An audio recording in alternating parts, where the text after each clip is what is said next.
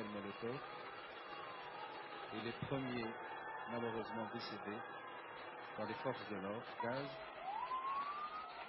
entre les mains des milliers de blessés. Les seuls morts, malheureusement, de ces actes inhumains.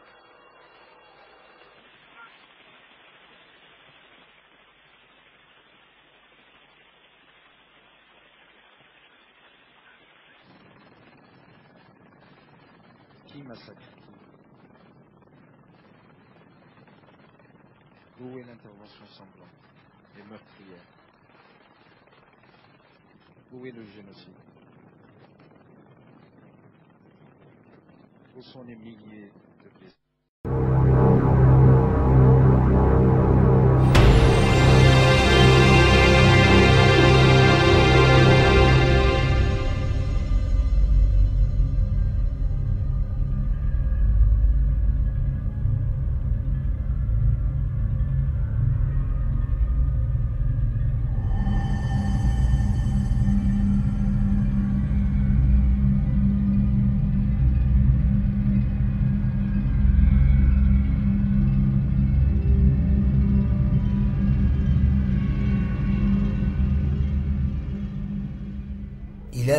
How long must we suffer, with nobody seeing how we suffer?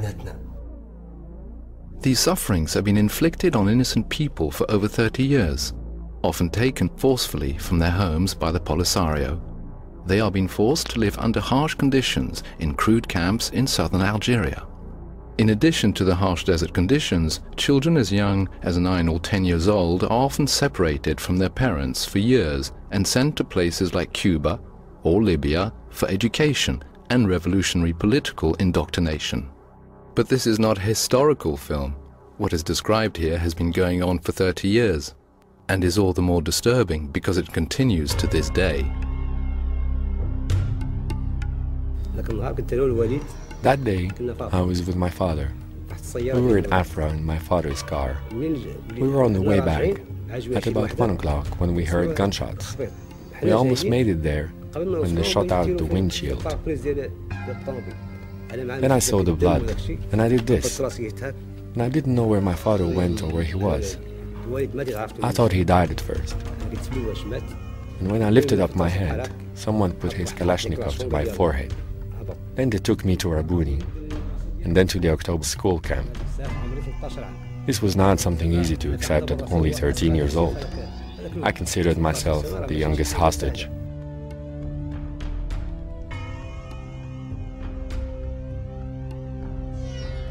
Not only were some people kidnapped from Morocco by the Polisario and taken to live in the camps, but also children from the camps in Algeria were sent off to Cuba, Libya, and other countries of the former Soviet bloc. Families could not refuse these forced separations, and often did not know what had happened to their children, since they had little or no contact with them, and rarely received news of their circumstances.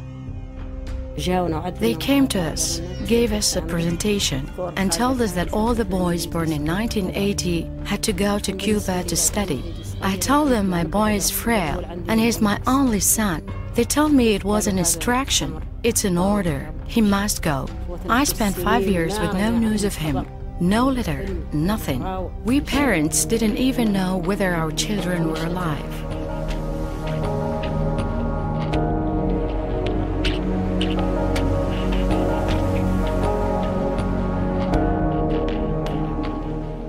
It was inevitable, of course, that children forced to go to Cuba at such a young age would lose their cultural identity and their ties to their families. They returned with ideas completely different from ours. They lost all their traditions. When I asked them to pray, they did not pray. When I told them this is your mother or your aunt, they were vacant. When he came back, he didn't know one word of Arabic, and he would not associate with the family. Only over time did he come to know us again. But in these situations, where we left our families at such an early age, it caused us, of course, to change our way of living. We were deprived of family affection. Growing up with family is different from leaving home at the age of 10. Also, not to mention that we only had contact with our family maybe once a year. It definitely affected our relationships.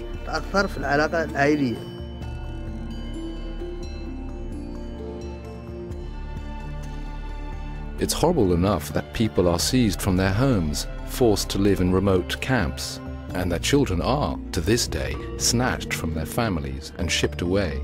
But the addition of literal, physical injury to these circumstances has prompted some men to take action.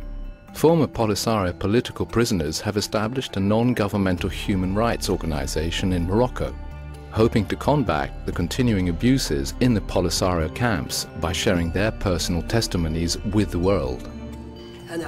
I suffered for 13 years in prison. Many men's lives were also destroyed. I was imprisoned for my political activities. Others were imprisoned for defending their dignity or for other reasons. I suffered a lot. I lived day and night being handcuffed behind my back. I had to eat with my hands that way. I could not use my hands. Well, we were all eating like dogs. We received just a little rice, which we had to eat without our hands.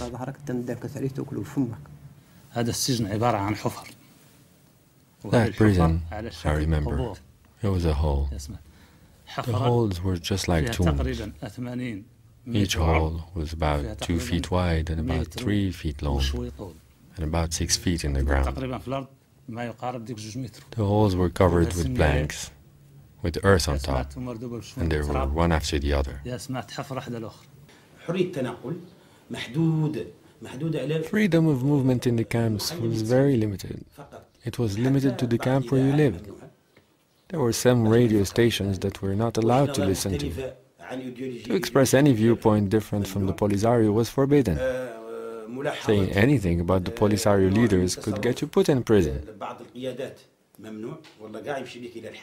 If someone was put in prison for no reason at all, and you asked about him, you could also be taken to prison. I saw prisoners dying every day. They were crying and shouting. They were beaten and battered by wire cables.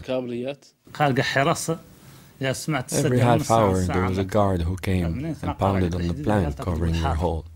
If you didn't say present, he would take you out and beat you to death.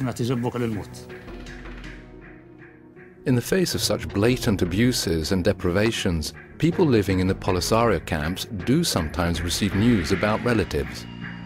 Word of family living in freedom in Laayoune, Dakhla or other southern Moroccan cities only increases their desire for freedom.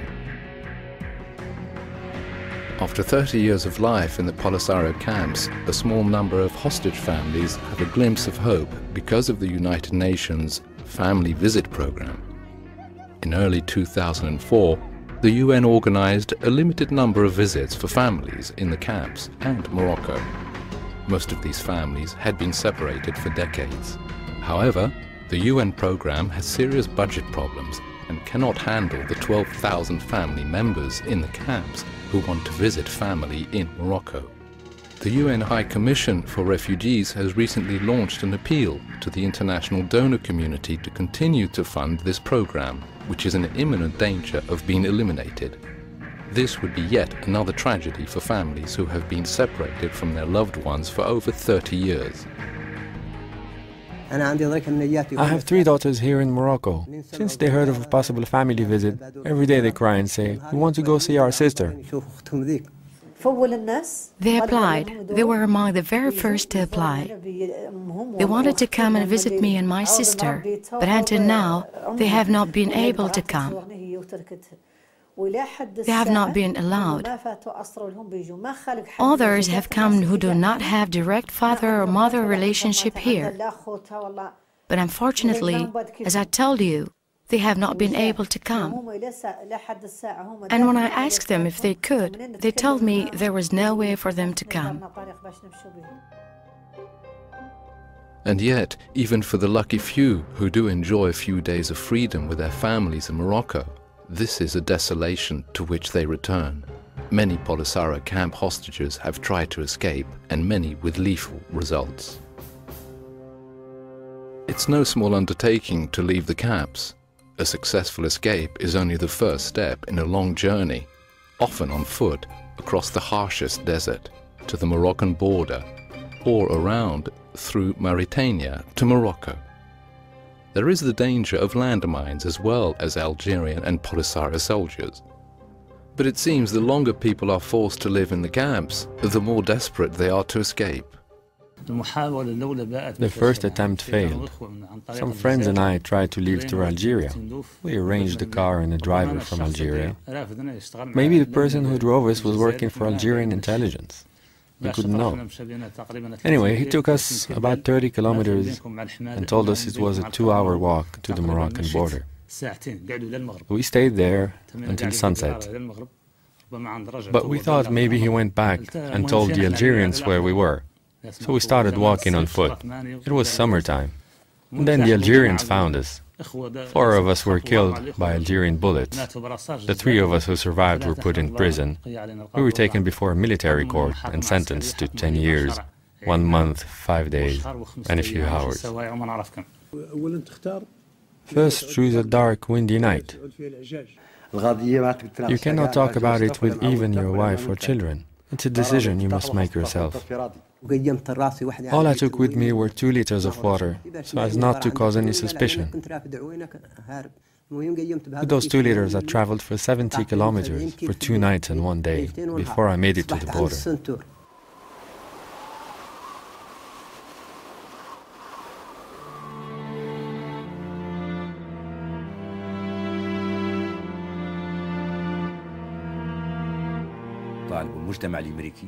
We would like to ask the American people and the United States of America to use its influence everywhere in the world to get Algeria to leave us in peace and allow all of the Sahrawis to be together again. After 30 years, our children have not seen their parents. Some of them are in Algeria, some are in Cuba, some are in Syria, and some we don't know where they are.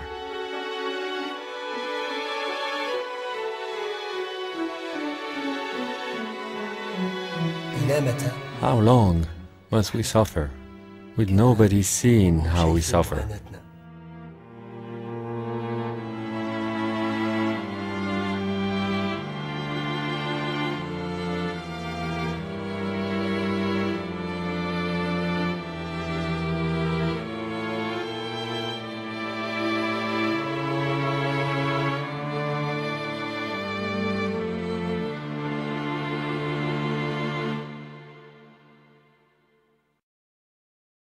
Over the years, some 7,000 Sahrawis have managed to escape from the Polisario camps in Algeria and now live in Morocco. Others have escaped and made their homes elsewhere. But there are tens of thousands who still suffer arbitrary imprisonment at the hands of the Polisario. They are waiting for the world to notice and to help them return to their homes and their families. For more information or to learn how you can help, please visit www.moroccanamericanpolicy.org.